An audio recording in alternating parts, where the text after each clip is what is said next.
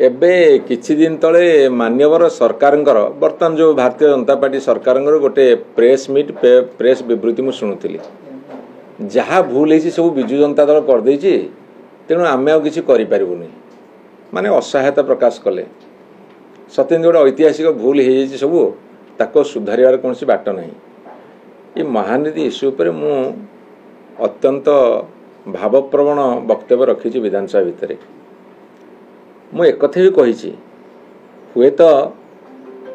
ओडिशा रे भारतीय जनता पार्टी सरकार को लोक आनी जेतक सब इंटरस्टेट डिस्प्यूट अच्छी अंतरराज्य विवाद महानदी की नहीं सुवर्णरेखा को नहीं पोलाभरम को नहीं नागावली को नहीं से महानदी हूँ सब गोटे बड़ इश्यू कहीं ओडिशार जीवन रेखा हूँ महानदी एवं सेठी अनेक समय भारतीय जनता पार्टी सरकार दीर्घ दिन धरी शासन कर छत्तीसगढ़ रे एवं लास्ट 11 वर्ष केंद्र रे भारतीय जनता पार्टी शासन करुच्ची ओडिशा रे आमे विरोधी दल बीजेपी विरोधी भूमिका थिलु तेणु तांको नजर विशेष न थाए एबे तो 3टा सरकार अच्छी ओडिशा रे बीजेपी सरकार छत्तीसगढ़ रे बीजेपी सरकार केंद्र रे बीजेपी सरकार जहाँ हेइची ताकू समाधान कर वर्तमान केमिति आ से ब्यारेज करेनि पानी बंद करेनि ताकू टे तदारख कर एमाने टिके कथारे ये बिजु जनता दल भूल है ठीक अच्छी तुम्हें सजाड़ किए मना करछि तमर दायित्व को कांधुरु खसे देवाई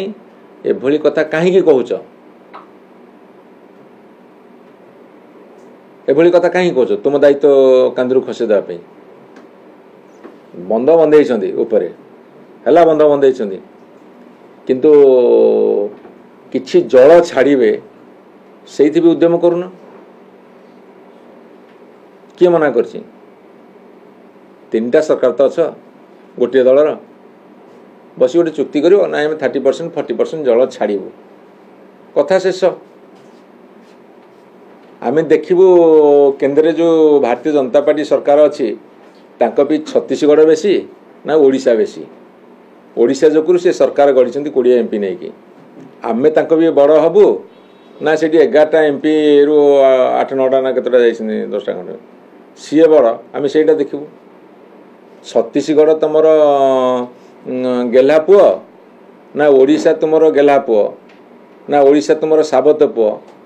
तुमर पदक्षेप जना पड़ो गोटे वर्ष गलानी टिके आलोचना भी आरंभ करना भविष्य जना पड़ो